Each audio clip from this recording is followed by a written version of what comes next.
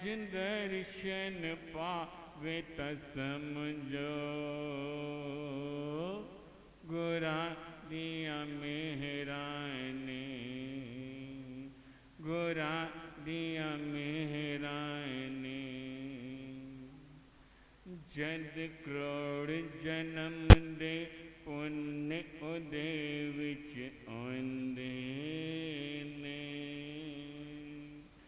ए जीव जगत दे तां सतगुरु नो चाहंदे ने हो जद करोड़ जन्म दे पुण्य उदे विच आंदे ने ए जीव जगत दे तां सतगुरु नो चाहंदे ने जिंदा पुण्यहीन हो जावे उन सतगुरु कदे न भावे जिंदा पुण्यहीन हो जावे उन सतगुरु कदे न भावे ओ पज पज दर्शन पावे त समझो गुरा दिया मेरा ने गुरा दिया इत भगतानु विलोकी ताने देंदे ने तेरे भगत प्यारे ताने भी सह लेंदे ने होए ते भगतानु विलोकी ताने देंदे ने तेरे भगत प्यारे ताने भी सह लेंदे जिनु ज्ञान गुरा दाम भावे उन दुनिया नजर ना आवे जिनु ज्ञान गुरा दाम भावे उन दुनिया नजर ना आवे ओ पज पज दर्शन पावे त समझो गुरा दिया मेरा ने गुरा दिया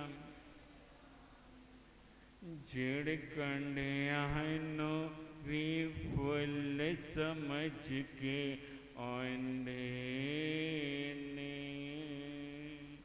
ओ सतगुरु जी दा प्यार सुहाना पांदे ने हो जिड़ कंडिया नो भी फुल समझ के आंदे ने ओ सतगुरु जी दा प्यार सुहाना पांदे ने जिड़ा ज्ञान गंगा विच नहावे ओ हर दम डोले गावे जिड़ा ज्ञान गंगा विच नहावे ओ हर दम डोले ओ पज पज दर्शन पावे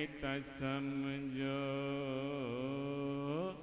गुरा दिया मेहरा ने गुरा दिया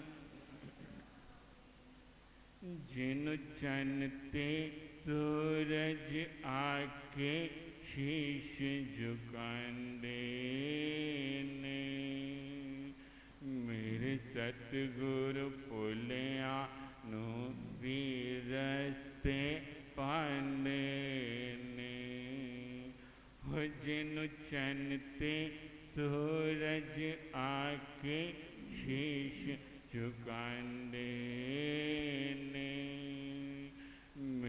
सतगुरु पुलिया नु भी रस्ते पांडे ने जेड़ा तेरे दर ते आवे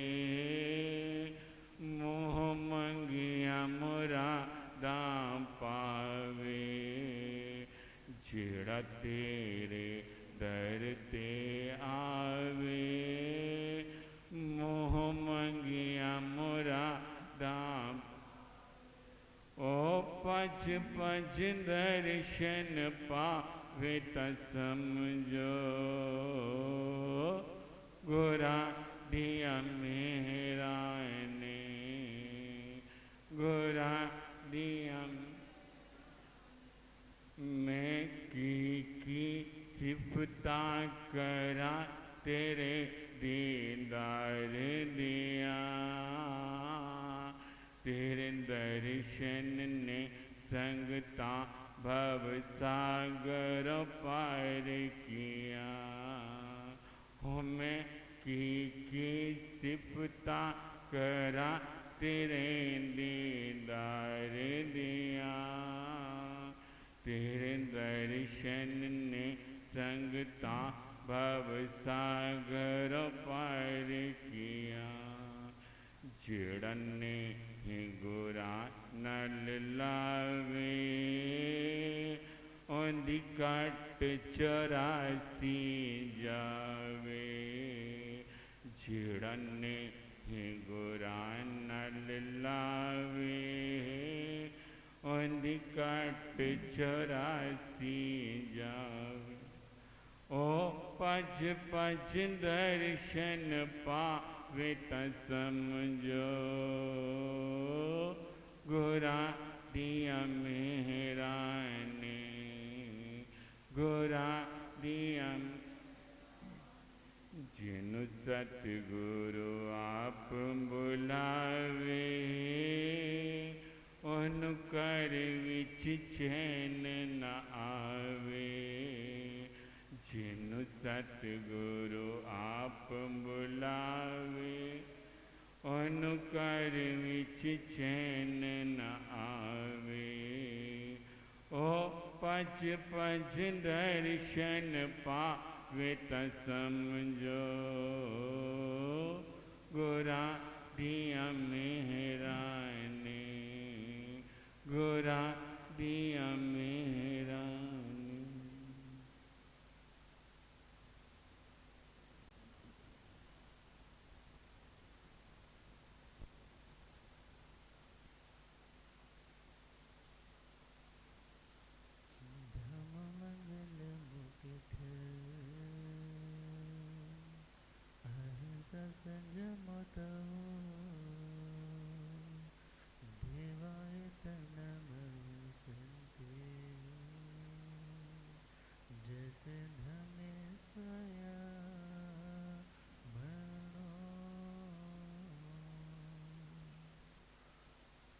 गुरु चरणों में वंदन करेंगे सभी बड़ी श्रद्धा और आस्था के साथ एक बार श्रवण और दूसरी बार पीछे बोलने का प्रयास करें। जी हाथ जोड़े गोरानो मेरी वंदना जी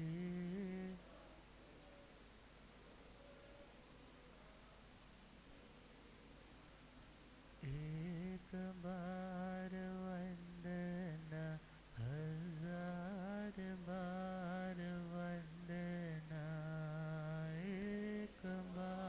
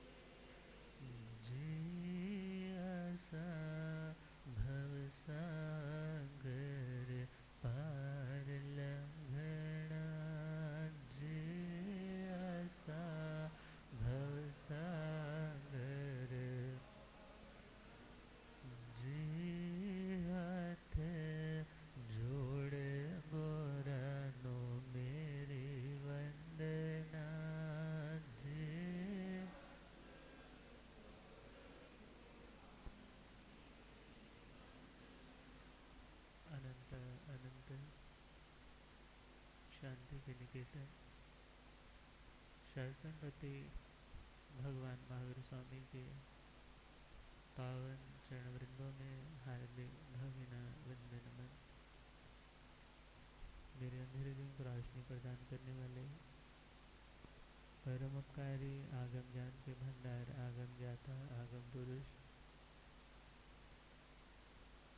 जिन शास्त्र रतन हिमाचल केसरी उपाध्याय भगवंत श्रद्धे गुरुदेव श्री जितेंद्र मुनि जी महाराज साहब के पावन चरण कमलों में हार्दिक भाविना वंदना। पाठ पर विराजे तपस्वी रतन श्री प्रभा मुनि जी महाराज साहब के चरणों में वंदन। धर्म सभा में उपस्थित धर्म अनुरागियों, सुशीलवती माताओं एवं बहनों, असीम पुण्योदय से भाग्योदय से आप सबको संतों का समागम और वीतरागवाणी श्रवण करने का सुअवसर प्राप्त हो रहा है।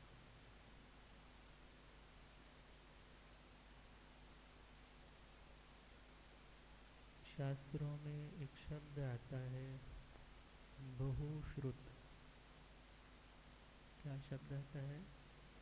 बहुश्रुत। जो आगमों के भंडार है, जिनके पास आध्यात्मिक ज्ञान स्पिरिचुअल नॉलेज इन अबंडेंस में है, जिन्होंने ज्ञान के अखूट खजाने को प्राप्त किया है, दुनिया की भाषा में बोले जो बहुत हाईली स्कॉलर पर्सनालिटीज हैं, जो एनलाइटेंड सोल्स हैं, जो स्पिरिचुअली बहुत ग्रो कर चुके हैं, ऐसी आत्माओं को बहुश्रुत कहा जाता है।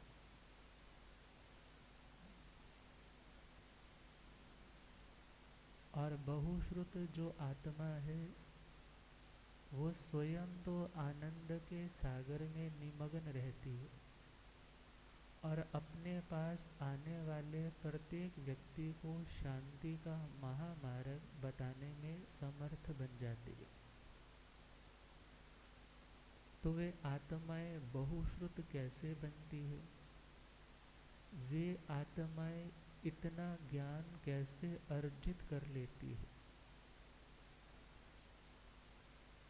और उनका जीवन, उनका रहन सहन, उनका खाना पीना, उनका उठना बैठना, उनका टोटल लाइफस्टाइल कैसा होता है, इन सब बातों का ज्ञान श्रीमद् उत्तराधनंजय सूत्र के 11वें अध्याय बहुश्रुत पूजा में फरमाया है। पहली गाथा संजोगा विप मोकस अणगारस भिकोण आयारं पाओ करे सामे आणो पोवे सोने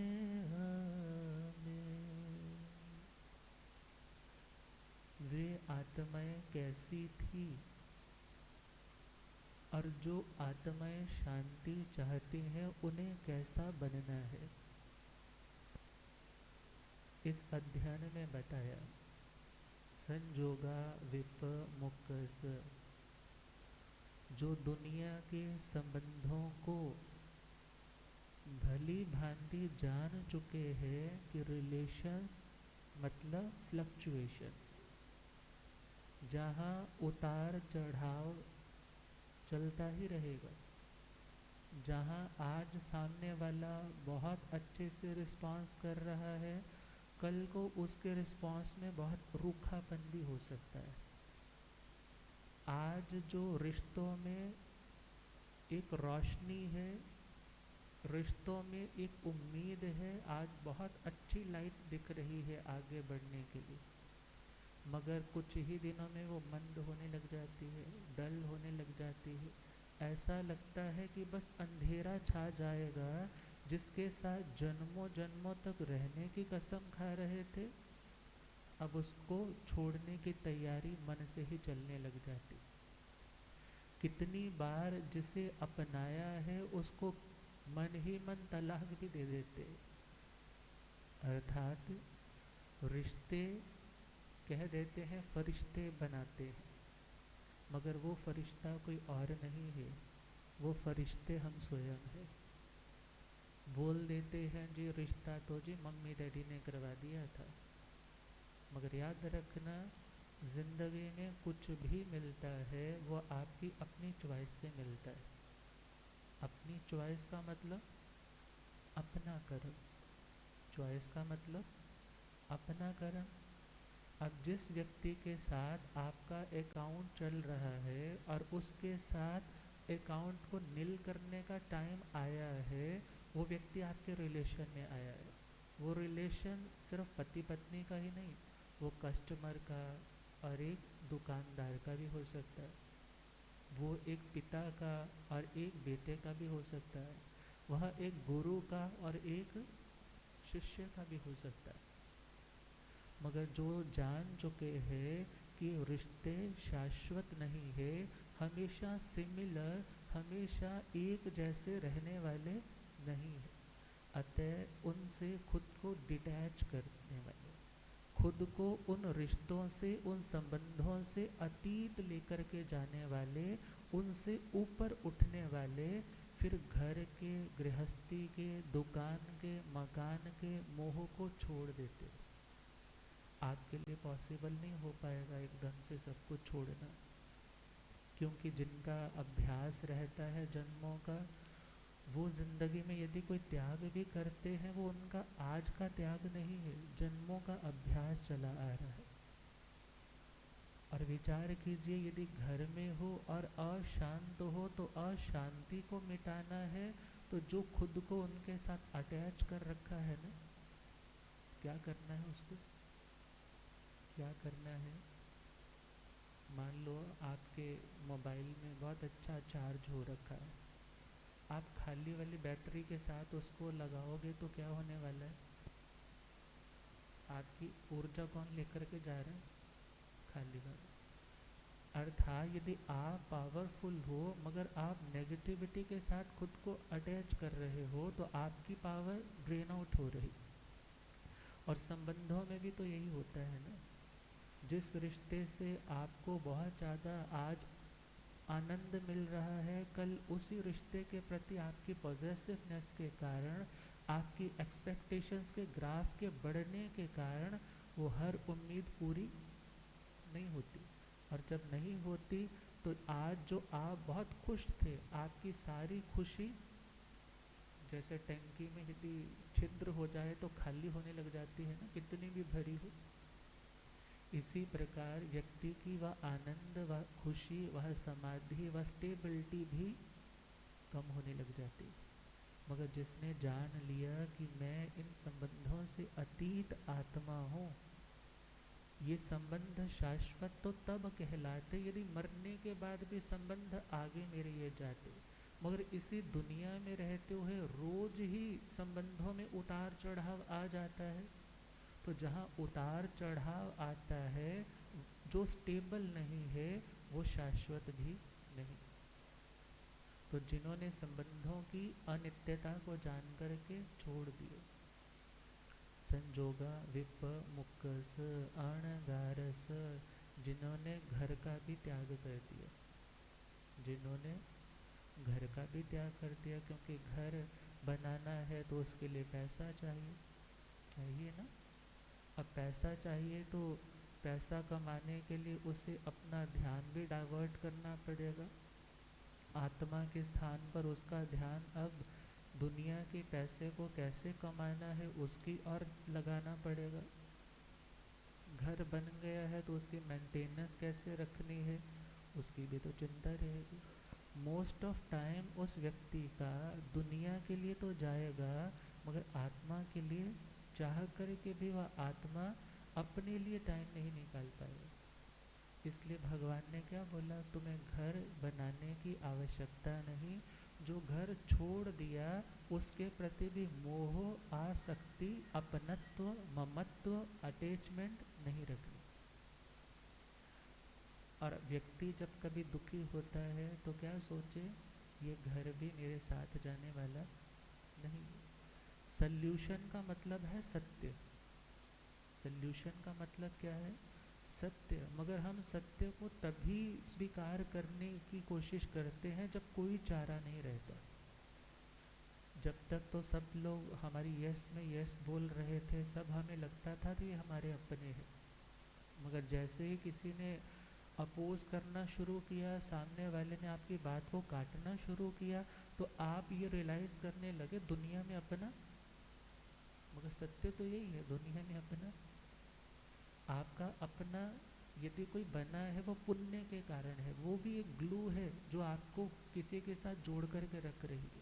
आपका मैग्नेटिक फील्ड यदि स्ट्रांग है तो खुद ही सामने वाला अट्रैक्ट होकर के आपको अपना मानने लग जाता है। मगर वही पुण्य कमज़ोर है तो उस दायरे में रहने वाला व्यक्ति भी धीरे धीरे अब दूसरी ओर खिंचाव पड़ जाता है, क्योंकि आपकी पुण्यवाणी कम होने लग गई।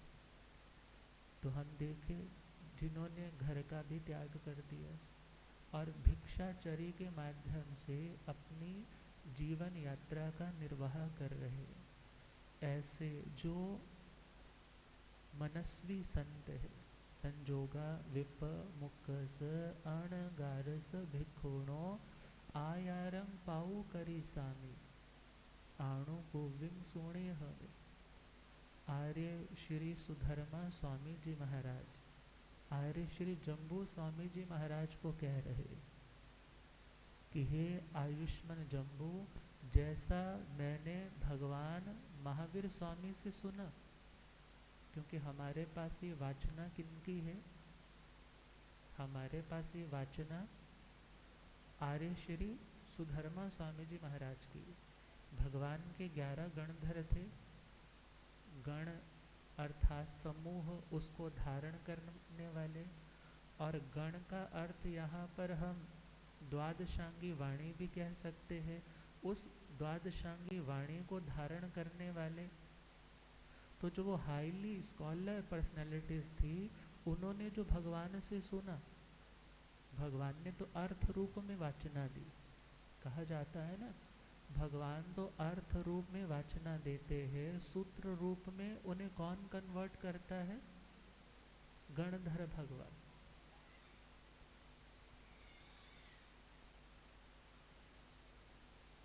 कौन कन्वर्ट करता है उसे सूत्र रूप में,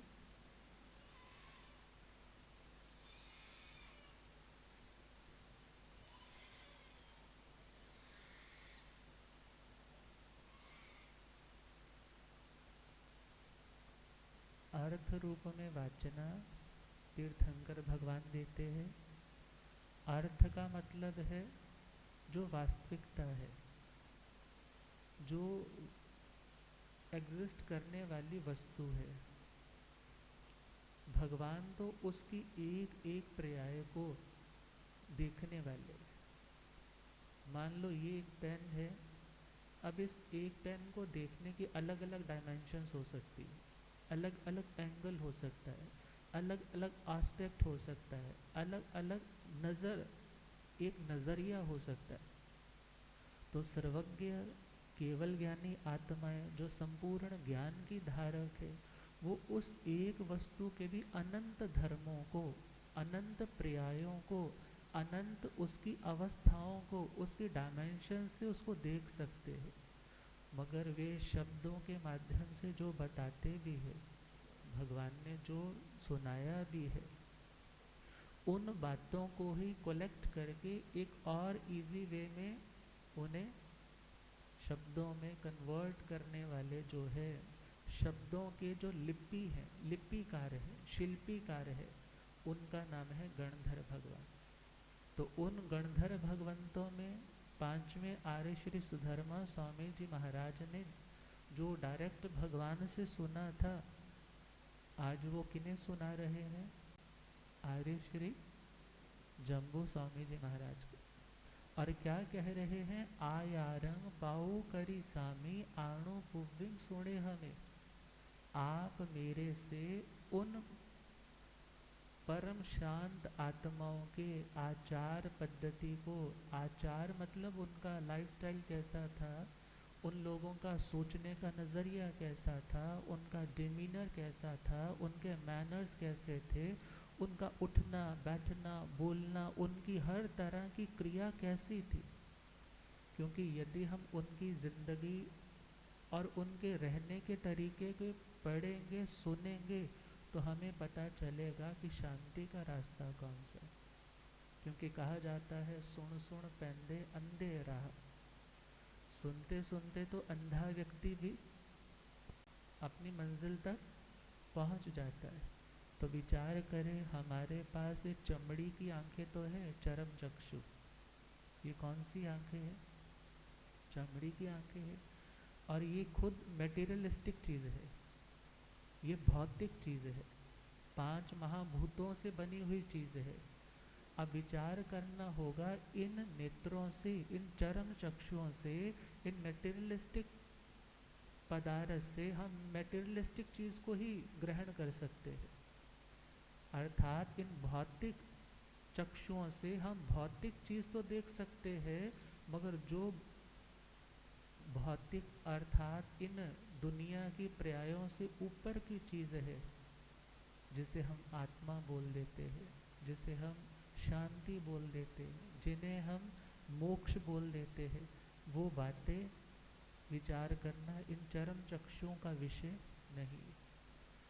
मगर जब हम उन ज्ञान की बातों को सुनते हैं जिन्होंने इन आँखों से भी परे की आँखों से सब कुछ देखा है, जब उनकी बातें सुनते हैं तो सुनते सुनते कभी टाइम आता है जब वो आत्मा स्वयं अपने नेत्रों को उघाड़ने वाला, प्रकट करने वाला बन जाता है। क्योंकि आर्य श्री जम्बू स्वामी जी महाराज को आर्य श्री सुधर्मा स्वामी जी महाराज यदि सुना रहे हैं तो उसके पीछे एक कारण तो यह है कि वो श्रुत की परंपरा अखंडित रहे। श्रुत की परंपरा मतलब मैंने अपने गुरुओं से सुना है, अब मैं आगे नहीं बताऊंगा तो क्या होगा? वो परंपरा, आपको अपनी फैक्ट्री संभालने के हर गुर आते हैं, आपको पता है कि क्या क्या नफ़ा नुकसान कैसे कैसे होता है, कौन से सीक्रेट लैंग्वेजेस है, वो आप अपने बच्चे को बताते हो क्योंकि उसे आपने गद्दी सौंपनी है। मगर सपोज आपने अपने बच्चे से वो सीक्रेट ही रखे, उससे शेयर नहीं किए और अचानक आपको कुछ हो गया तो क्या होगा? वो विद्याएं, वो गुर किसके साथ चले गए? पिता के साथ ही चले। तो जो आर्य श्री सुधर्मा स्वामी जी ने ज्ञान की राशि, ज्ञान का धन भगवान से प्राप्त किया, वो चाहते हैं कि यह ज्ञान आगे भी डिलीवर होता रहे, ये धारा आगे भी कंटिन्यूसली बहती रहे, इसमें किसी भी तरह का व्यवधान रुकावट ना आए। इसलिए वो क्या कह रहे हैं? हे आर्य जम्बू, मैं जो भी सुनाऊंगा आप उसे अनुक्रम से श्रवण करें। अनुक्रम का मतलब सीक्वेंस वाइज। ये नहीं है कि आज सुन लिया फिर 2 दिन तो जी भगत आए हुए हैं, आज नहीं हम सुनेंगे।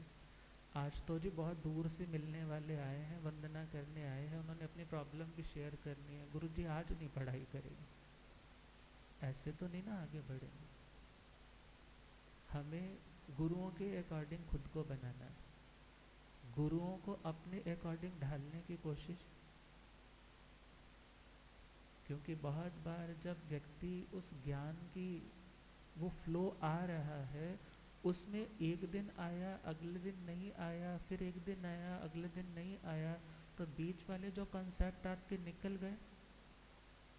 स्कूल कॉलेज की पढ़ाई में भी आपका एक लेक्चर निकल जाए, फिर आप एक लेक्चर अटेंड करो तो पिछले वाला आपको पूरे से समझ, वहाँ पर तो बड़ी अवेयरनेस होती है बिकॉज आपको एग्ज़ाम देने होते हैं, आपको डिग्री लेनी होती है। मगर आत्मा के मामले में हम क्या सोचते हैं, कोई बात नहीं, सेम सी तो बातें होती हैं, कौन सी कोई नई बात सुनानी है और कौन सी हमने फॉलो करनी, बस सुननी तो है। मगर यदि अवेयरनेस के साथ सुनेंगे तभी बदलाव आएगा, और यदि सीक्वेंस वाइज सुनेंगे तभी कुछ समझ में आएगा, क्योंकि इन्फॉर्मेशन से थॉट क्रिएट होते हैं और थॉट से हमारा बिहेवियर बनता है। इसलिए अच्छी इन्फॉर्मेशन कलेक्ट करना हमारी अपनी रिस्पॉन्सिबिलिटी है। अच्छा कंटेंट सुनेंगे तो अच्छा सोच सकेंगे, अच्छा सोच सकेंगे तो अच्छा कर सकेंगे, और अच्छा करने वाले की अच्छी पहचान बनती है और बुरा करने वाले की पहचान बुरी बनती है। बड़ा बुरा आदमी है जी, हर बात पे गुस्सा करता है, बहुत ज़्यादा चीट करने वाला आदमी है। कोई भी व्यक्ति एक दिन में चीटर नहीं बनता, और कोई व्यक्ति एक ही दिन में अच्छा इंसान नहीं बनता। रेगुलर की उस व्यक्ति की प्रोग्रेस है, उसकी प्रोग्रेस ग्रेजुअल है, और वह प्रोग्रेस किसी भी डायरेक्शन में हो सकती है, अच्छाई की और भी बुराई की और भी। डिपेंड करता है वो क्या सुन कर के आगे बढ़ रहा है। तो हम देखें, कोई व्यक्ति तो ऐसा है जो अच्छी बात सुनने को मिल रही है, सुनता ही नहीं, क्योंकि श्रोता भी तो चार तरह के। एक राजा, स्टोरी आती है, राजा के पास एक स्वर्णकार 4 मूर्तियां लेकर के आया, सोने की थी सारी। और जैसे ही राजा के सामने लेकर के आया तो राजा ने देखा, हाथ में उठा कर के सब इक्वल वजन वाली है, इक्वल उनकी शेप है। पूछा सभासदों से कि इसकी क्या कीमत देनी चाहिए। कहने लगे, महाराज सारे के सारे तो इक्वल हैं, सभी तो सेम सेम लग रहे हैं, सभी की एक जैसी ही कीमत है।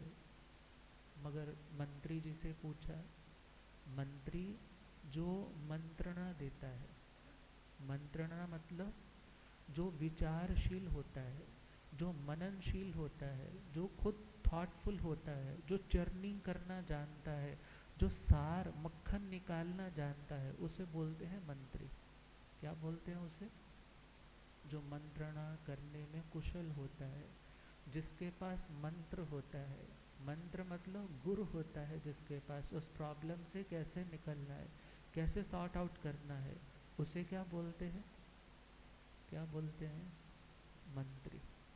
अब मंत्री से पूछा कि आप बताइए मंत्री जी, इसकी क्या कीमत होनी चाहिए?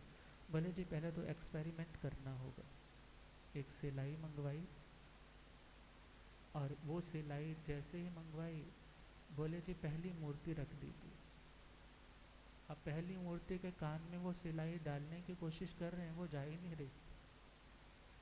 और जैसे कोशिश कर रहे हैं, जितना जोर लगा रहे हैं, वहीं की वहीं है, रख दिया। दूसरी सिलाई मंगाई, दूसरे वाली मूर्ति के कान में डाली, और जैसे ही डाली है, बड़ा स्मूथली पास आउट हो गई दूसरे कान से।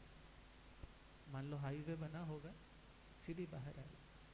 अब तीसरे व्यक्ति, तीसरी भी मूर्ति रखी है, तीसरी सिलाई मंगवाई, और जैसे ही सिलाई, क्योंकि रास्ता तो बना ही हुआ था ना अंदर, और जैसे ही सिलाई डाली, और वो कहाँ से निकल आई? मुंह से बाहर आ गई। अब चौथी सिलाई, चौथी मूर्ति भी पड़ी है ना, चौथी सिलाई मंगवाई, और जैसे ही उन्होंने अंदर की और कान से डाली, और वो अंदर तक चली गई, वो बाहर ही नहीं आ रही, किसी रास्ते से बाहर नहीं आ रही। तब राजा से कहने लगे, महाराज इन सब मूर्तियों की कीमत अलग अलग है, सब मूर्तियों की कीमत अलग अलग है। बोले जी कैसे? बोले जी सबसे कम कीमत तो है पहली वाली मूर्ति की। कौन सी मूर्ति की? वह क्या कारण है? अरे तो सुनती नहीं है। कुछ पर्सनैलिटीज ऐसी होती हैं, तुम कितना भी बोलते रहो, उनकी सेहत पे कोई असर, बोलते हैं बोलते बोलते रहे, हमें क्या प्रॉब्लम है, हमने क्या लेना देना, इनकी तो आदत ही है बकवास करने की। यही कुछ लैंग्वेज होती है ना लोगों की। मगर ध्यान देना, जो सुनेगा ही नहीं, अच्छी इन्फॉर्मेशन मिल रही है, कुछ अच्छा सुनने को मिल रहा है, सुनने के लिए तैयार ही नहीं है, तो याद रखना उसका तो कुछ होने वाला नहीं। दूसरा व्यक्ति सुना, मगर एक कान से सुना। हम यहाँ पर पॉजिटिव वाली बात कर रहे हैं, अच्छा कंटेंट सुना। नेगेटिव वाले के लिए तो हमें हाईवे से निकाल ही देना चाहिए। मगर हमने अच्छा कंटेंट सुना, मगर एक कान से सुना, दूसरे कान से कौन इतना सोचेगा, कौन इतनी माथापच्ची करेगा। याद रखना, जब हम अच्छी बातों के ऊपर चिंतन नहीं करते, वो ज़िंदगी में हमारे परिवर्तन सुना हुआ लेकर आने में भी असमर्थ हो जाता है। और तीसरा व्यक्ति सुनता है, सुनाता भी है। सुनता है और लोग कहते हैं वाह तेरे को तो सारा प्रवचन याद हो जाता है, तू तो मोटिवेशनल स्पीकर का कुछ भी सुनता है, सारे कोट्स तेरे को तो ऐसे याद हो जाते हैं जैसे तू खुद ही वही स्पीकर होता है। मगर उसकी कीमत उससे थोड़ी अपग्रेड हो गई है। मगर सबसे बढ़िया वाला आदमी कौन है? सुना, आत्मसात कर लिया। सुना और आत्मसात कर लिया, अर्थात यदि कुछ ग्रहण किया है तो उसे डाइजेस्ट करता है। डाइजेस्ट करने के बाद वो सबको बताता है मैंने ये चीज़ ली थी, इससे मेरे को फ़ायदा है, तुम भी ये फॉलो करो। मगर याद रखना, पहले आत्मसात करेगा फिर बताएगा। मगर यदि जस्ट सुना और सीधा सुनाना शुरू कर दिया तो उसमें चेंज आने वाला नहीं है। इसीलिए तो क्या होता है, बहुत बार बहुत लोग दूसरों को बहुत अच्छी सलाह देने वाले, बहुत अच्छी सलाह देने वाले, मगर कई बार अपनी प्रॉब्लम्स में ऐसे उलझ जाते हैं कि सुसाइड तक कर लेते। कितने आप लोगों ने सुने होंगे, मोटिवेशनल स्पीकर थे, कोई बहुत अच्छा हीरो था, बहुत अच्छा डॉक्टर था, दूसरों को अच्छा ट्रीटमेंट देने वाले थे, मगर अपनी प्रॉब्लम में ऐसे उलझे। प्रॉब्लम नहीं थी, प्रॉब्लम से पहले की स्थिति सिचुएशन थी, वो एक परिस्थिति थी। मगर उस परिस्थिति से उसने निपटने के लिए खुद को कमज़ोर महसूस किया और क्या सोचा कि मैं इसके आगे घुटने टेक दूं। और घुटने टेकने का मतलब खुद को ख़त्म कर दूं, अब और कोई चारा दिखाई नहीं दे रहा। मगर परिस्थिति, समस्या तभी बनती है जब हम उसका सामना नहीं करते। वरना कहा जाता है विपत्तियाँ जिस पे आती है वही इंसान बनता है। विपत्तियाँ जिस पे आती है वही इंसान बनता है। दूसरा जानता ही क्या, ये दुनिया खेल ही क्या है। तेरा आना ही कहता है कि इंसान जाना भी होगा, न हो गमगीन बढ़ आगे, तुझे तो दूर जाना है। आसरा दूसरों का छोड़कर जो काम करते हैं, आसरा दूसरों का छोड़कर जो काम करते हैं, समझना एक दिन वो लोग ही मंजिल को पाएंगे। क्योंकि मंजिल तक पहुंचना है, पहले चलने की हिम्मत किसे करनी होगी? हमें स्वयं करनी होगी। सामने वाला कभी भी आपको छोड़ सकता है, मगर कहा जाता है आपकी सफलता सारी दुनिया से आपको मिलवा देती, मगर उस सफलता तक पहुंचने के लिए व्यक्ति कितनी बार असफल रह चुका होता है। मगर उस असफलता को याद करके दुखी होने की ज़रूरत नहीं है, बल्कि आज यदि आप सफल हो, कभी असफल थे, और आज यदि असफल हो तो ये भावना क्यों नहीं रखते कि कल को तुम सफल हो सकते हो। अर्थात इन चार तरह की मूर्तियों की तरह चार तरह के लिसनर्स हैं, चार तरह के श्रोता है। और जो सुनता है उसी के पास श्रुत ज्ञान आता है। उसी के पास कौन सा ज्ञान आता है? श्रुत ज्ञान आता है।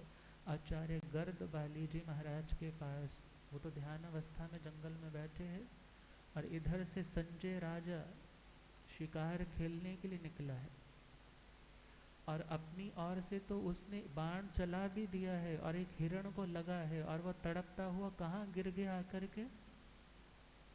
उन्हीं मुनिराज के पास आकर के गिर गया। राजा ढूंढ रहा है वो हिरण कहाँ है, मेरा शिकार कहाँ है। और जैसे ही पहुंचा, वो संत ध्यान में बैठे हैं, एकदम डर सा गया।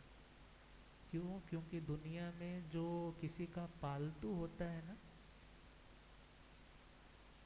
कोई जानवर किसी का पालतू है, तो उस व्यक्ति की जिम्मेदारी रहती है कि ये मेरी चीज़ है, और वो आपको कभी कोर्ट में भी खींच सकता है।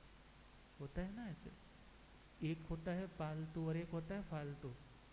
आवारा घूम रहा है, आप कितनी टक्करें दे जाते हो, बेचारे कौन उसके लिए बोलने जाता है। मगर विचार करना, उस राजा ने क्या सोचा, ये तो पालतू लगता है, और ये संतों का है, संतों के पास तो बहुत साधना होती है, पता नहीं है कौन सी क्रोध की अग्नि से मुझे जलाएंगे, मेरे राज्य का नुकसान करेंगे, जाकर के चरणों में बैठ गए। जैसे ही संतों ने आंखें खोली और उसने उसी समय वंदन करके कहा कि मैंने आपका अनिष्ट किया, मैंने आपके इस हिरण को मार दिया, आप मेरे पर दया करो। संतों ने कहा तुम मेरी ओर से निर्भय हो, तुम मेरी ओर से। भगवान महावीर स्वामी का भी आप लोगों ने बहुत बार पोर्ट्रेट्स देखे होंगे, फोटोज देखे होंगे, उसमें ऐसे हाथ होता है। उस हाथ का मतलब ये नहीं है कि वो आपको कोई वरदान दे रहे हैं, क्योंकि वीतरागी आत्मा किसी को कोई वरदान, वीतरागी आत्मा जो राग से द्वेष से ऊपर उठ चुकी आत्मा है, वो किसी को वरदान नहीं देती। वरदान नहीं देती तो किसी को शाप भी नहीं देती, वो तो अपने आत्म स्वरूप में रहने वाली आत्मा है। इस हाथ का मतलब क्या है? बहुत बार होता है ना, आपके फ्रेंड सर्कल में किसी व्यक्ति ने आपका कुछ बुरा कर दिया और आपको पता भी चल गया, और वो सामने खड़ा है और वो व्यक्ति बड़ा घबरा रहा है कि आप उसकी कोई वो पुरानी बात जो उसने आपसे शेयर कर रखी है, वो आप 4 लोगों में डिस्क्लोज कर दोगे, आप 4 लोगों में उसकी उस बात को फैला दोगे। मगर आप उसको क्या बोलते हो? डोंट वरी, तुम चिंता ना करो, बोलते हो ना ऐसे, डोंट वरी। ये डोंट वरी का मतलब क्या है? तुम फियरफुल नहीं, फियरलेस रहो। मेरी ओर से कैसे रहो? निर्भय रहो। और भगवान भी सबको क्या बोल रहे हैं? तुम मेरी ओर से निर्भय हो, तुम मेरी ओर से, तुम्हें मेरे से डरने की ज़रूरत नहीं है। तुम्हें डरना है तो अपने कर्म से डरना। किससे डरना है? मेरे से डरने से क्या हो जाएगा? मेरे से तुम डर रहे हो तो उससे क्या चेंज होने वाला है? कोई परमानेंट चेंज नहीं होगा। तुम्हारे भीतर का परमानेंट चेंज तब आएगा जब तुम स्वयं अपने उस बुरे कर्म से डरोगे और खुद उसको छोड़ने के लिए तैयार हो जाओगे। तो निर्भयता दोगे तो निर्भयता मिलेगी, निर्भयता दोगे तो क्या मिलेगी? और किसी को डराओगे तो, शेर देखो ना कितना बड़ा जानवर होता है, बोलते हैं तो जंगल का राजा है, मगर वो राजा सपोज करो सोया पड़ा है ना, और ऊपर से गिलहरी आकर के पूंछ पर छलांग भी लगाए, वो एकदम, क्यों? क्योंकि जितना पावरफुल है उतना ज़्यादा डरपोक भी है। क्यों डरपोक है? क्योंकि दूसरों को डराता है। भय संज्ञा जिसने बांधी है उसे भय लगता है। जिसने दूसरों को डराया है, दूसरों को स्ट्रेस में रखा है, दूसरों को भय के वातावरण में रखा है, वह व्यक्ति कभी निर्भय नहीं हो सकता। इसलिए निर्भय होना चाहते हो तो सबको निर्भय कर दो कि मेरे से किसी को डरने की ज़रूरत, मेरे से किसी को डरने की ज़रूरत नहीं है। और ध्यान रखना, ऐसा आप चिंतन भी करते रहोगे ना, मैं सबको निर्भयता देता हूँ, आपके भीतर की निर्भयता बढ़ती चली जाएगी। आप फियरफुल नहीं बल्कि फियरलेस होते चले जाओगे। और भगवान ने वही तो साधना की, 6 काया के जीवों को निर्भयता प्रदान की। और वह समय आया कि जब कभी किसी को डर भी लगता है तो भगवान को याद करते हैं। क्यों याद करते हैं? क्योंकि वो फियरलेस आत्माएं हैं, उनको किसी से भी डर नहीं। क्यों? क्योंकि वो किसी को डराती, वो किसी को डराती नहीं है। तो संजय राज ऋषि ने जैसे ही कहा कि भंते मुझे क्षमा कीजिए, उन्होंने क्या कहा? मेरे से डरने की ज़रूरत नहीं, तो मेरी ओर से निर्भय हो। और तुम भी कैसे बनो? दूसरों को निर्भयता प्रदान करने वाले। उन मूक प्राणियों ने तुम्हारा क्या बिगाड़ा है? तुम्हें कुछ मिल भी जाएगा, थोड़ी देर का एंटरटेनमेंट, मगर उस जीव की तो कितनी आहें निकली होंगी, और उस जीव ने कितनी तड़पते हुए अपने प्राण छोड़े होंगे, और तुम्हारे कर्म कैसे बंध गए।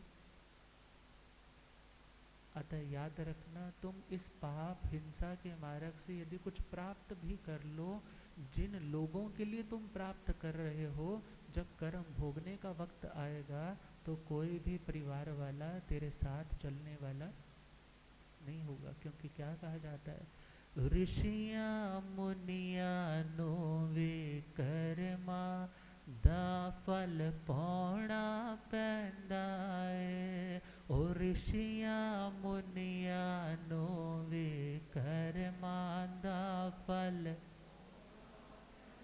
आखिर बदियां वाले बंदे नो पछतौना पैंदा है।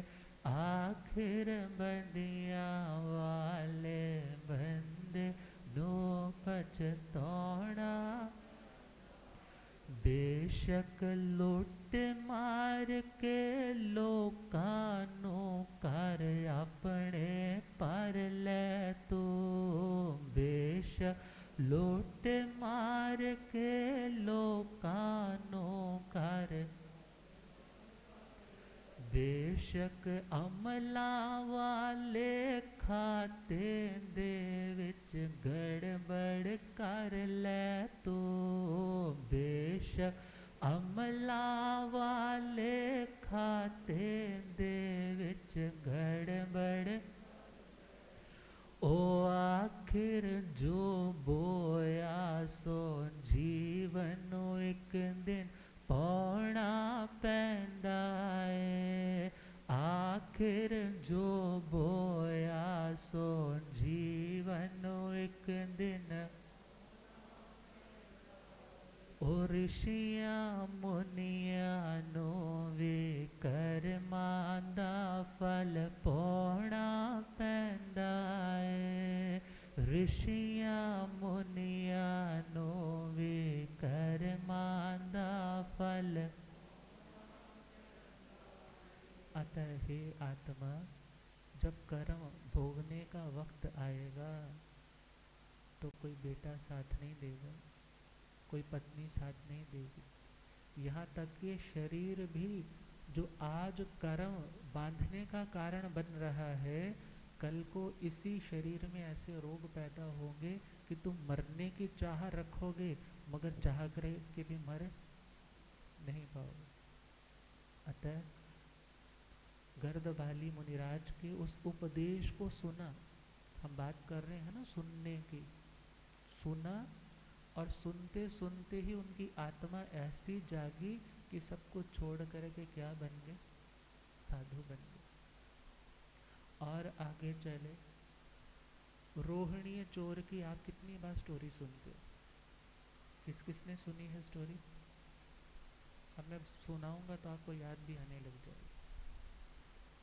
वह चोर जिसने अपने बेटे को क्या शिक्षा दी है, कैसी भी परिस्थिति क्यों न आ जाए, मगर जहाँ श्रवण भगवान महावीर स्वामी की देशना प्रवचन कथा चल रही हो, वहाँ से कभी गुजरना नहीं, उनकी एक लाइन भी कान में पड़नी। मरते टाइम उससे ये वादा, ये वचन, ये प्रॉमिस ले लिया, और वो तो काल कर गए। और इधर वो चोरी करने निकला है, और अभय कुमार मंत्री ने चोर को पकड़ने के लिए यह युक्ति निकाली कि जितने भी प्रमुख दरवाजे थे वे सारे बंद करवा दिए। एक ही रास्ता, जहाँ भगवान का समोसरण चल रहा है, देशना चल रही है, कि वहाँ आने जाने वाले को कोई बाधा ना हो, मगर चोर को पकड़ना है।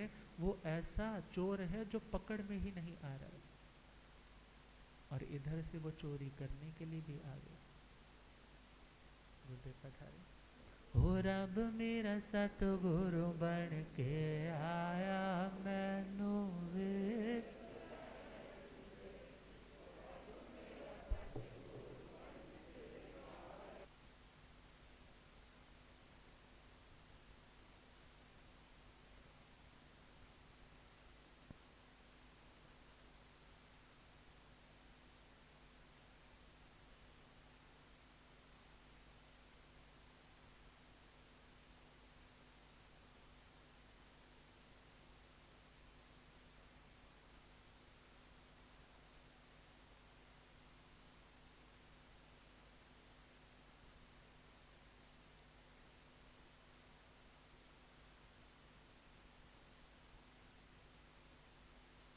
मुखते पट्टे हंसा वाले, ओ चिट्टा चोला मुखते पट्टे हंसा वाले, ओ ऐथे झुकदा है संसार मैनू वेख लैण दे, ओ ऐथे झुकदा है,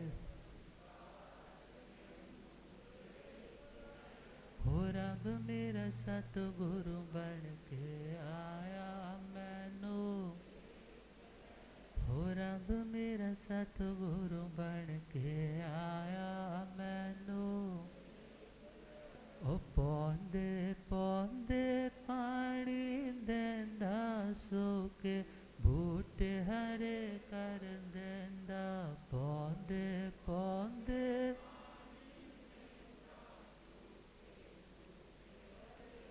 हो केड़ा माली बन के आया मैनू वेख लैण दे, हो केड़ा माली बन के आया मैनू,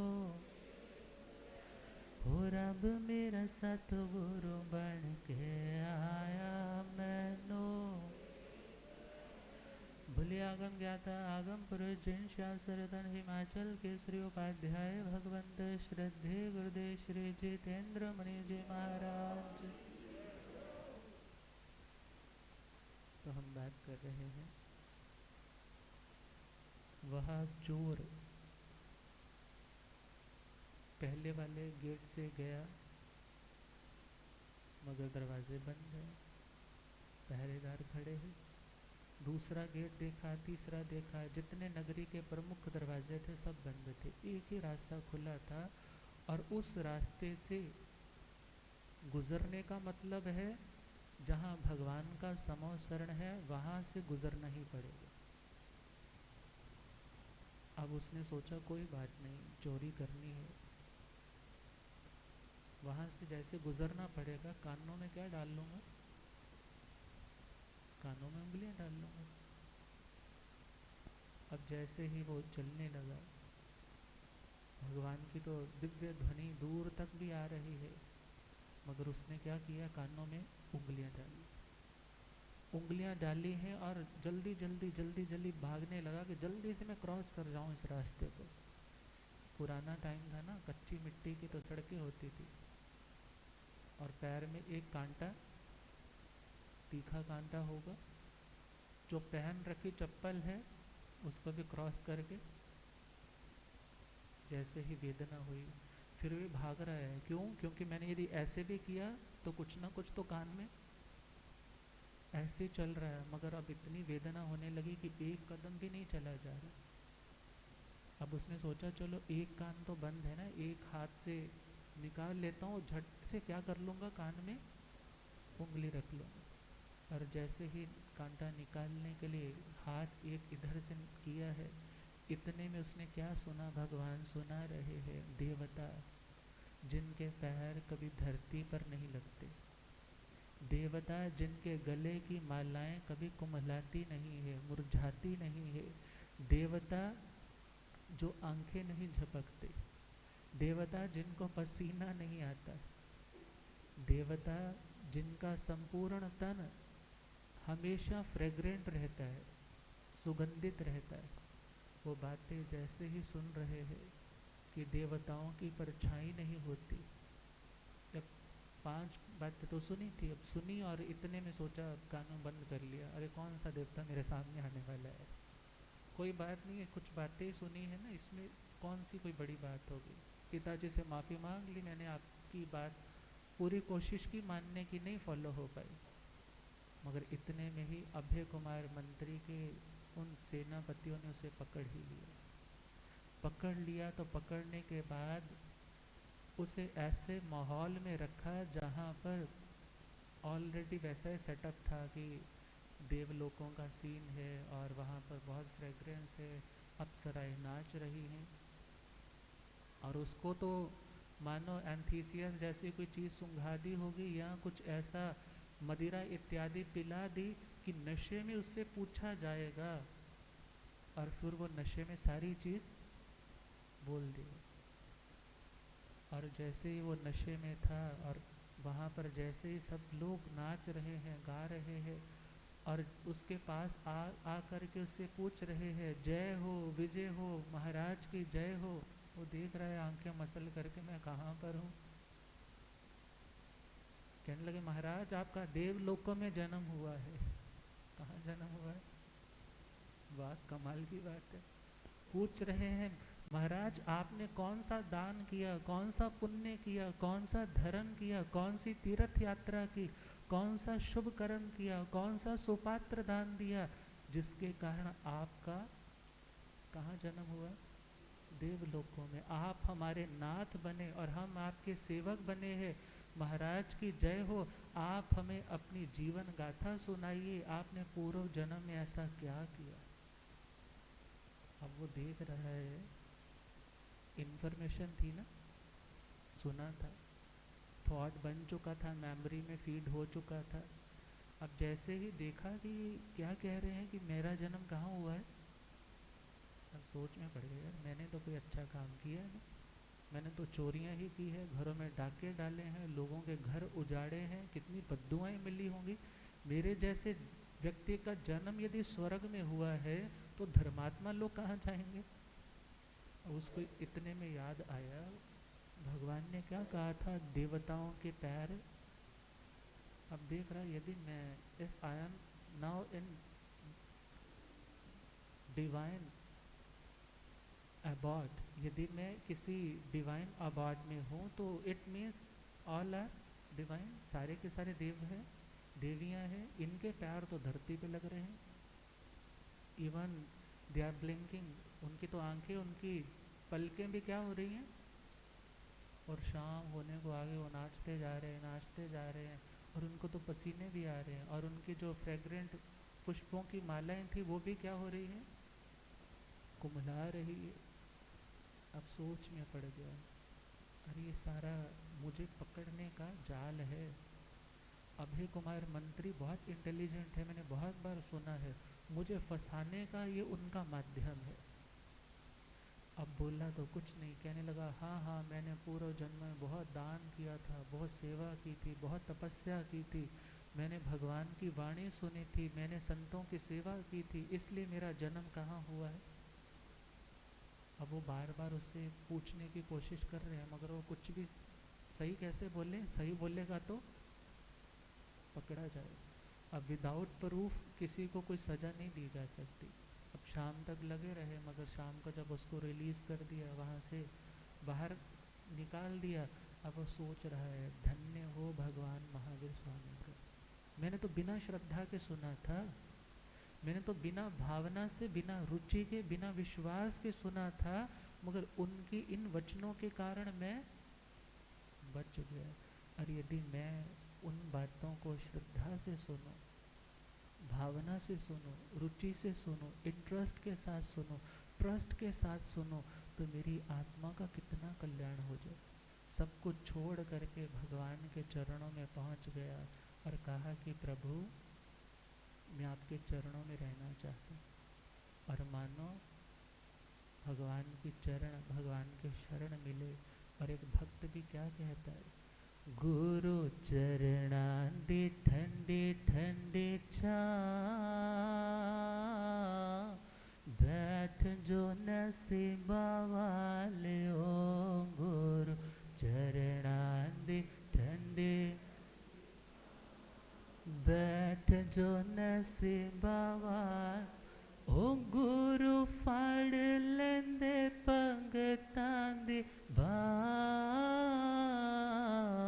बैठ जो नसीबा वाले ओ, गुरु चरणां दी ठंडी ठंडी छां, बैठ जो न गुरु चरणां च जेड़े पावनाल आंदे ने, पावनाल आंदे ने, गुरु चरणां च जेड़े पावनाल आंदे ने, भावन मंगिया मुरादा सत गुरा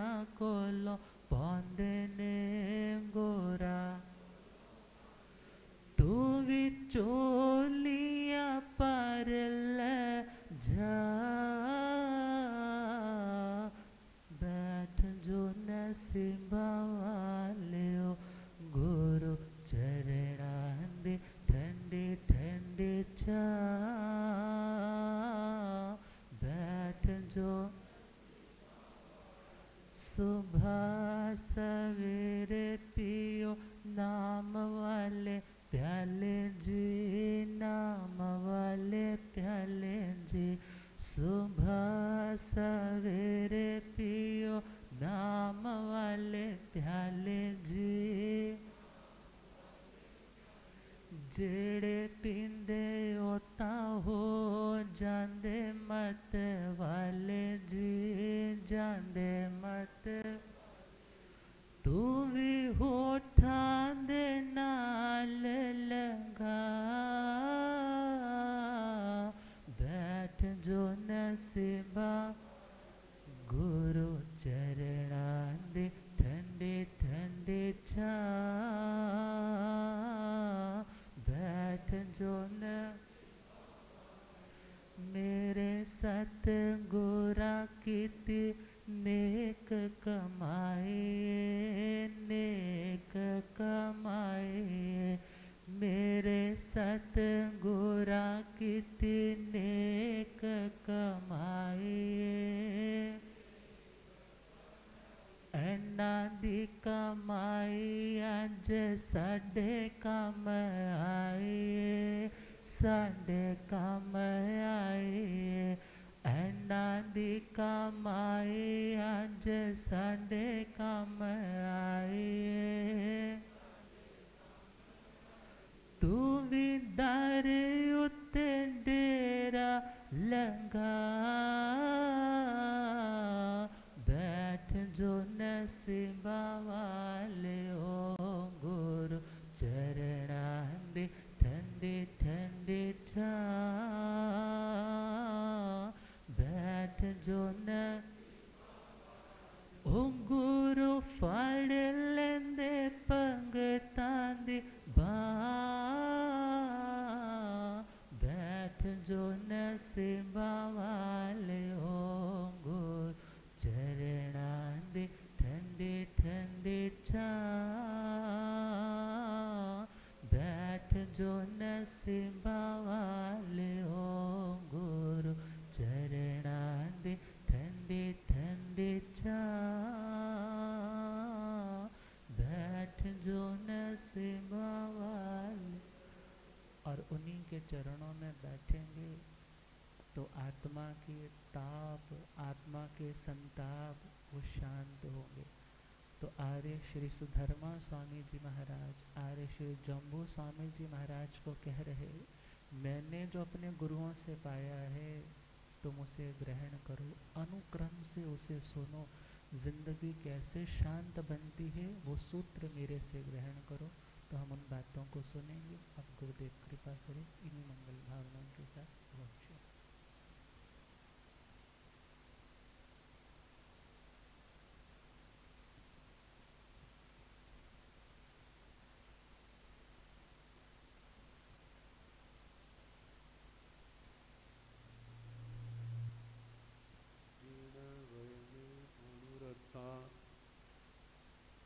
जीर्ण वयन जे करंती भावेन, अमला असंकलिठा ते हंती परित संसारी। बोलिए भगवान महावीर स्वामी की।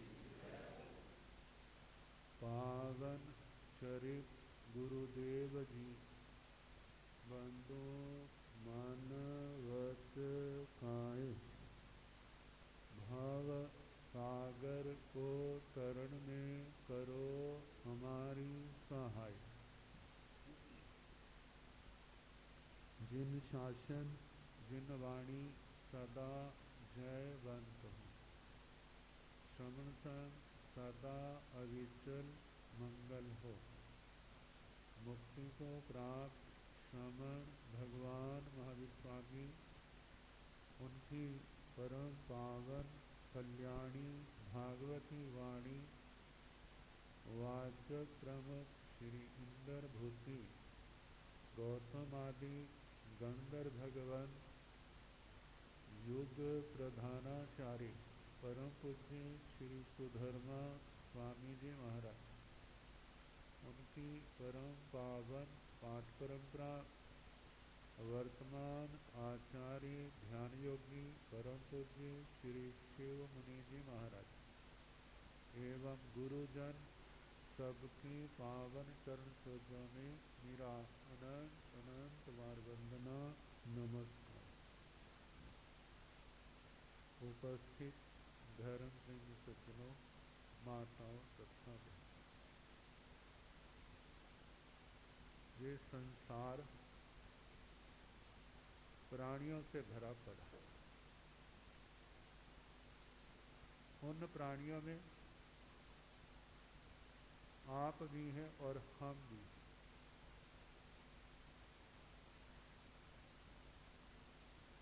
जैसे समुद्र के अंदर लहर पैदा होती है,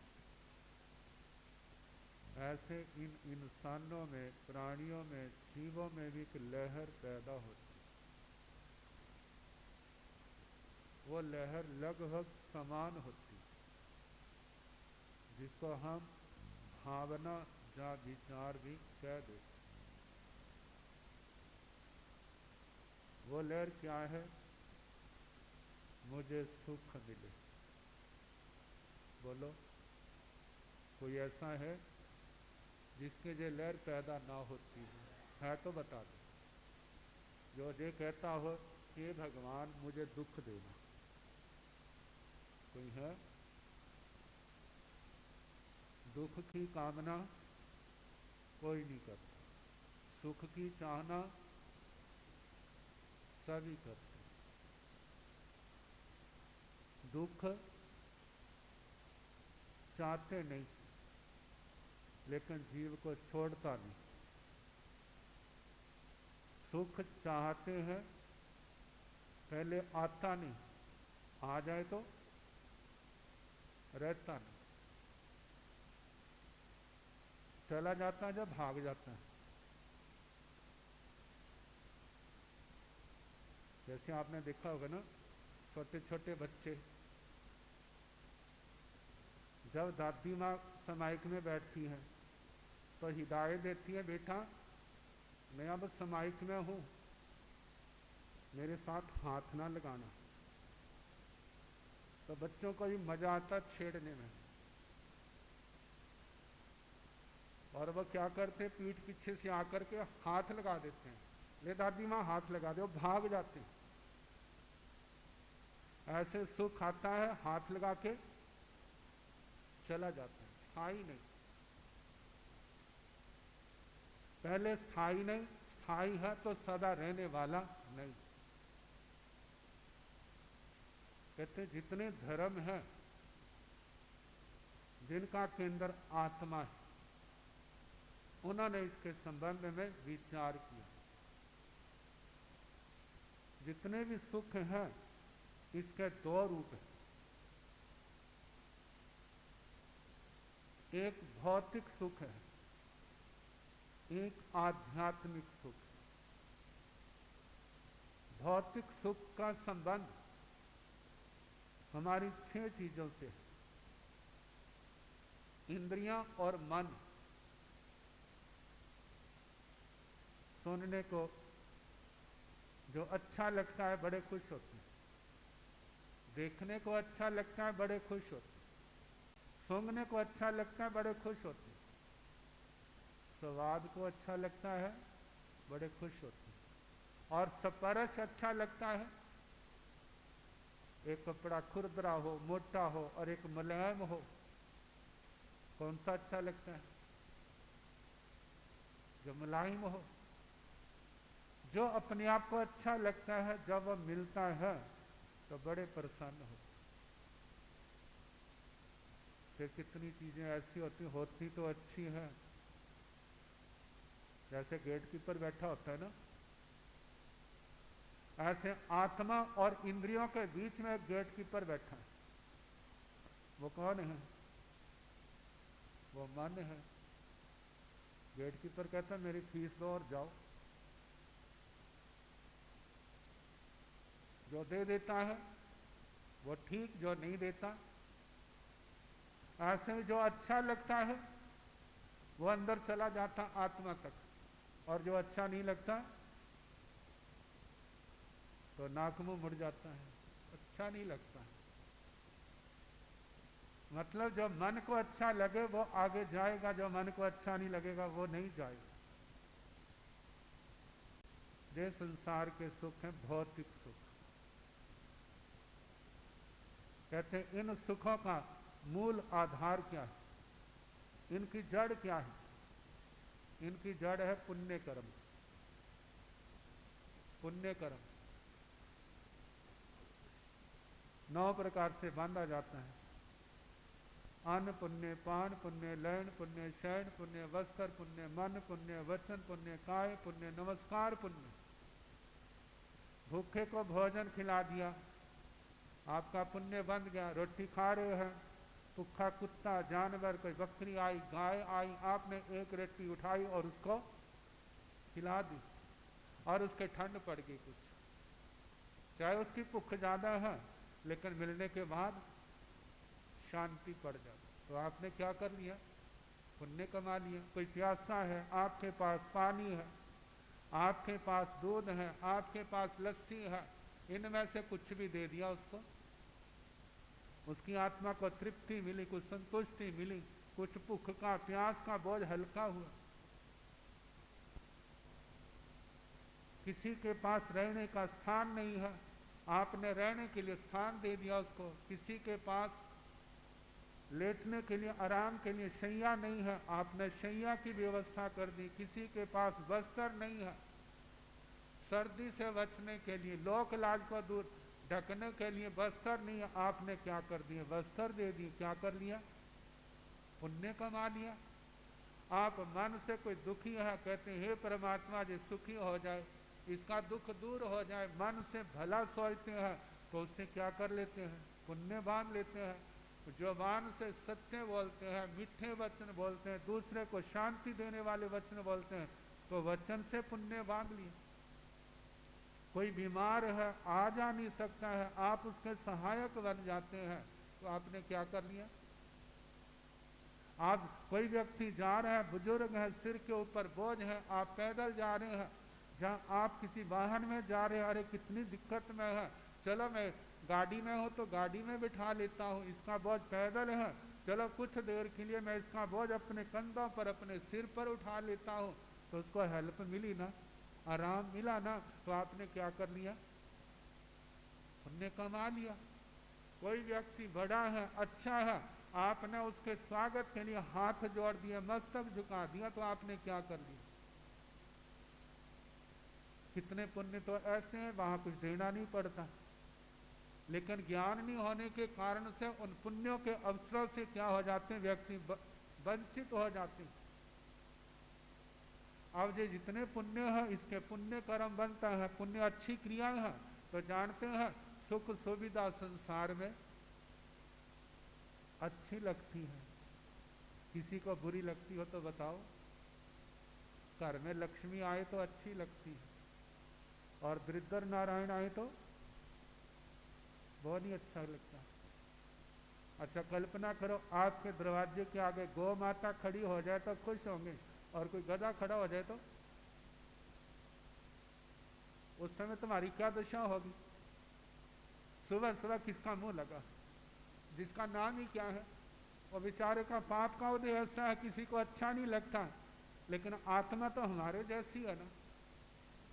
कहते हैं आप उससे घृणा नहीं कर सकते, नहीं करते तो ठीक है, घृणा करते हैं, कहते उस बेचारे का क्या दोष है, वो तो अपने पाप की सजा भोग रहा है। ऐसे व्यक्ति दया के पात्र होते हैं। उसको आपके पास कुछ खाने को है तो दे दो, वो खुश हो जाएगा। एक व्यक्ति है, आप लाख रुपया भी दोगे तो वो खुश नहीं होगा। एक व्यक्ति ऐसा है, आप एक टुकड़ा डाल दोगे तो उसका रोम रोम क्या हो जाएगा।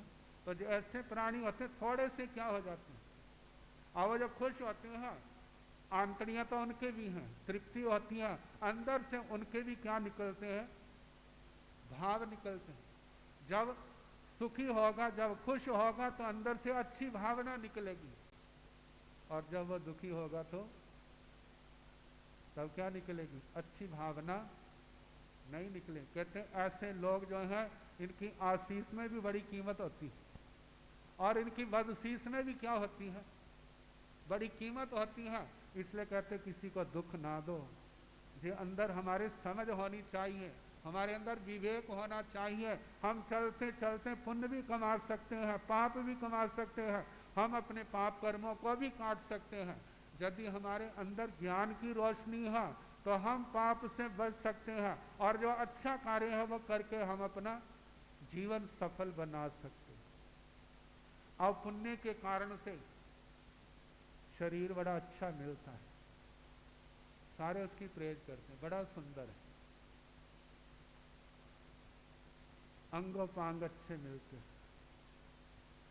शरीर निरोग रहता है, लंबी आयु मिलती है। इसके कारण से परिवार अच्छा मिलता है, आस पड़ोस अच्छा मिलता है। जे मानो आपका आस पड़ोस अच्छा है, आपका परिवार अच्छा है, तो ये किसका फल है। यदि किसी व्यक्ति को बेटी को अच्छे ससुराल नहीं मिले और बेटे को अच्छे ससुराल नहीं मिले, तो ये ससुराल वालों का दोष नहीं है, किसका दोष है। लेकिन किसको दोष देते हैं, मेरे ससुराल वाले अच्छे नहीं हैं। लड़की कहेगी मेरे ससुराल वाले अच्छे नहीं हैं, और लड़का कहेगा मेरे को जाते पानी नहीं पूछते, मेरी कोई इज्जत नहीं है। कहते तुम दूसरे को दोष क्यों देते हो, जो तुमने दिया है वो तुम्हारे को मिल रहा है। अच्छा दिया होता तो अच्छा मिल जाता, और अच्छा नहीं दिया है तो कहां से मिलेगा। तो पुण्य कर्म तो ऐसे है, जैसा बांटोगे वो क्या होगा। अब देखो हम संसार के अंदर क्या बांटते हैं, आपका आस पड़ोस अच्छा है तो इसका मतलब आपके पुण्य का उदय है। आपका आस पड़ोस आपको अच्छा नहीं मिला है तो किसका परिणाम है, उसके जिम्मेवार कौन है। देखा जाए उसके जिम्मेवार तो मूल में हम ही।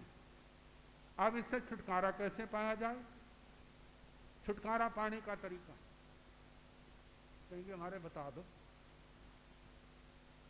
हमारा आस पड़ोस अच्छा हो जाए। कहते माला करते हैं ना, माला के साथ पड़ोसी का भी नाम जोड़ दो। क्या नाम जोड़ना है, हे परमात्मा इसका भी भला करना। क्या करना, इसका भी भला करना है। जे मेरा भला बुरा सोच रहा है इसका मतलब मैंने इसका बुरा सोचा, जे मेरे को बुरा बोल रहा है इसका मतलब मैंने इसका बुरा बोला, जे मेरा बुरा कर रहा है इसका मतलब मैंने इसका बुरा किया है। वो हमारे को क्या कर रहा है, वापिस कर रहा है। जब ऐसा कर रहा है तो फिर क्या करूं, बदलने के लिए क्या करना होगा, अपने आप को बदले। आप बदल जाओगे ना तो सारी दुनिया बदल जाएगी। आप सोचो कोई मेरा शत्रु नहीं है, दुनिया चाहे आपको माने, और आप कहो इन सब का भला हो, और सबका भला सोचो, भला बोलो और भला करो।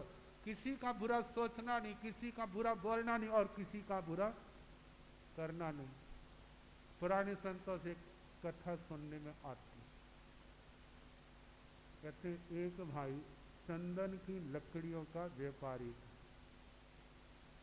तो चूल्हे में जलाने वाली तो लकड़ियां हर कोई खरीदता था पहले, चंदन की लकड़ियां कौन खरीदता है। जा तो कोई माला बनाते, उसको जरूरत पड़ती, जा किसी ने हवन की सामग्री बनानी है तो उसके अंदर चंदन का बुरादा ले लेते। जा कोई बड़ा व्यक्ति काल धर्म को प्राप्त होता तो उसके संस्कारों के लिए चंदन की बिक्री होती उस लकड़ी की। तो उसकी लकड़ी के ग्राहक राजकुल था, कोई राजा का बड़ा राज परिवार में बड़ा व्यक्ति काल करता तो उसके संस्कारों के लिए उसकी दुकान पर आते, भाई लकड़ी दे दे। चल रहा था ठीक, कभी ऐसा योग, राज परिवार में किसी की डेथ नहीं हुई। जब डेथ नहीं हुई तो उसकी लकड़ियां वही गोदाम में पड़ी है। जिसका तो साइड बिजनेस होता है वो तो चल पड़ता है, जिसका साइड बिजनेस नहीं होता तो चूल्हा चौका तो कहाँ से चलेगा, उसी से। अब लकड़ी बिकी नहीं, घर में मंदी आ गई। अब रोज सोचता है कब हमारे राजा साहब, कब इनका इंतकाल हो या अंतकाल हो। जान से दोनों में अंतर है ना। कब इसका अंतकाल होगा, कब फिर मेरी लकड़ियां क्या होंगी, बिकेंगी। अब माला कर रहा है किसके वास्ते भला। तो जानते हैं आवाज हमारी तो थोड़ी दूर जाती है, लेकिन आज वैज्ञानिकों ने हमारी आवाज को कहां से कहां तक पहुंचा दी। लेकिन ये साधन ना हो तो कितना जोर से बोलेंगे, कितने के लोग सुन लेंगे।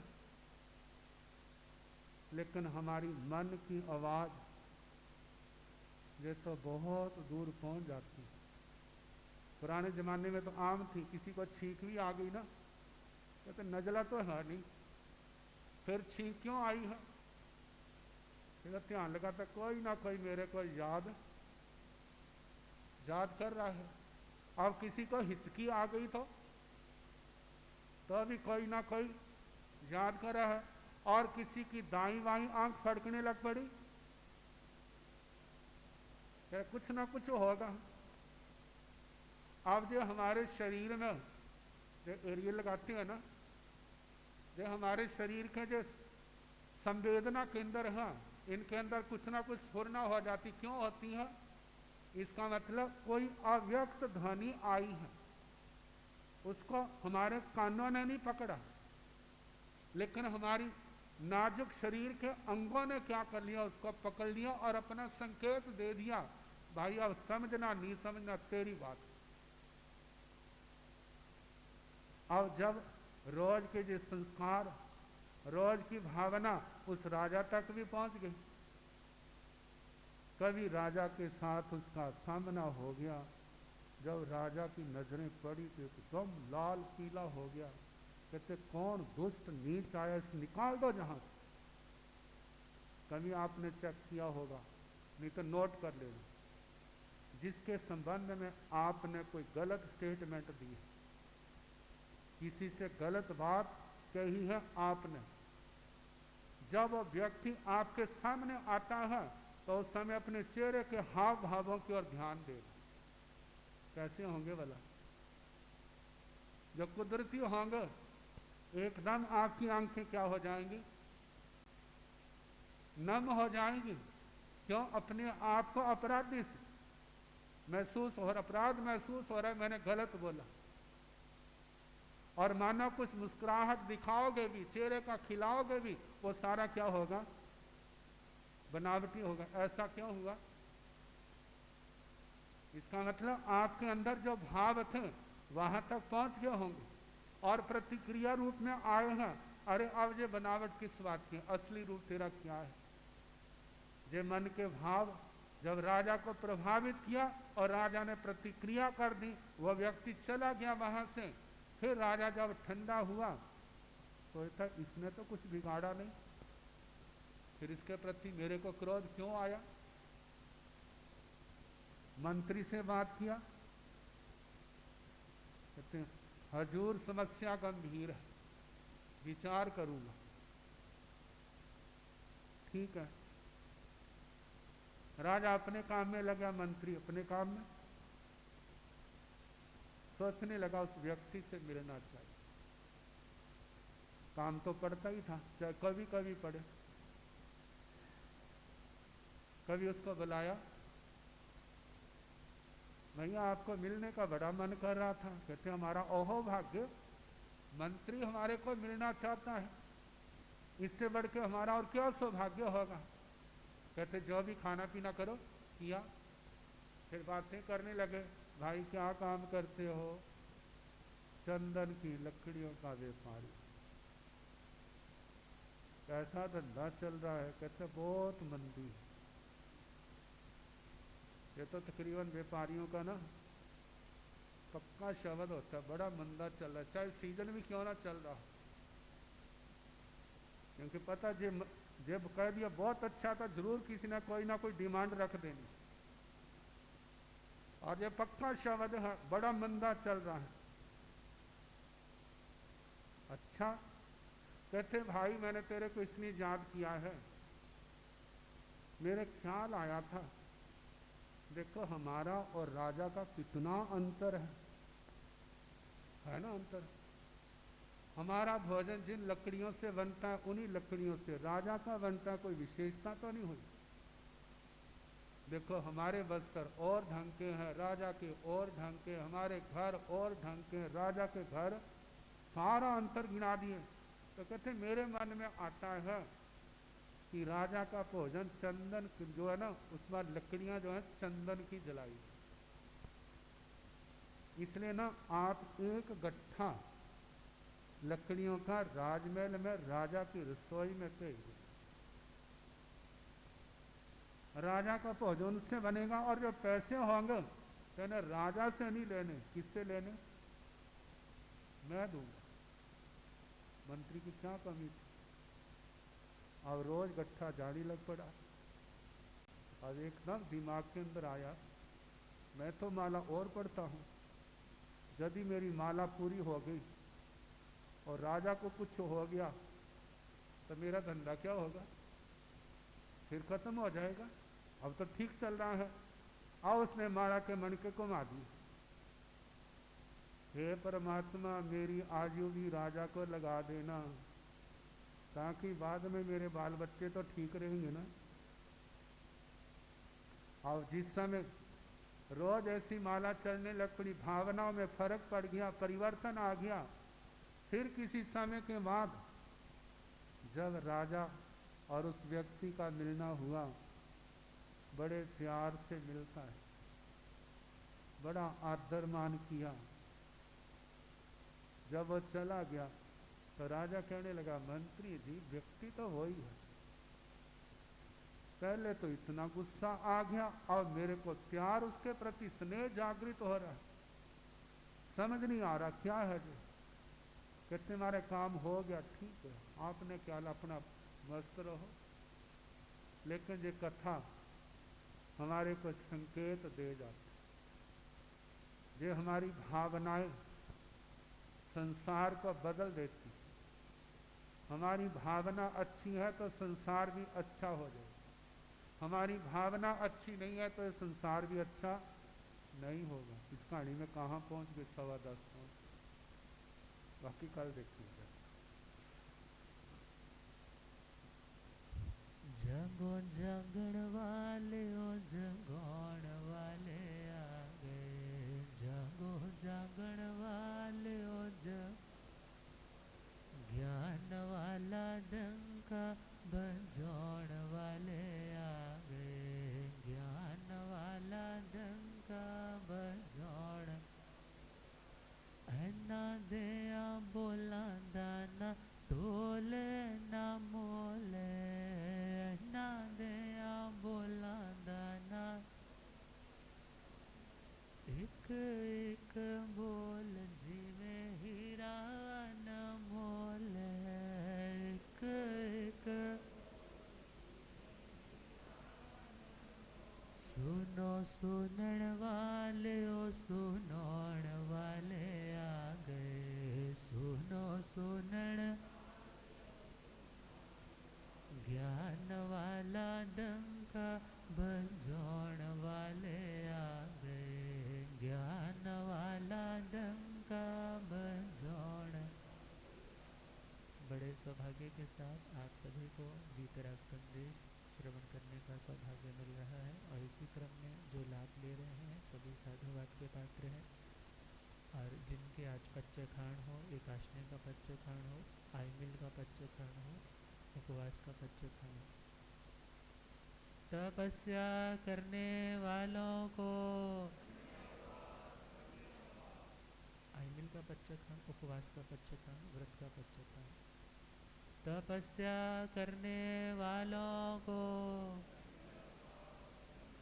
किसी का बेले का, तेले का, चौले का, मन की धारणा के अनुसार आज का कोई भी पच्चीखान मन की धारणा करना। सामाजिक सूचना और मंगल। सारे जहां में तेरा, सारे जहां में तेरा जलवा कमाल देखा, हर कोई जहां से जाता होकर निहाल देखा। खाली कभी न लौटा, खाली कभी न लौटा कोई भी तेरे दर से, पूरा यहाँ पे सबका होता सवाल देखा, पूरा यहाँ पे सबका होता सवाल देखा।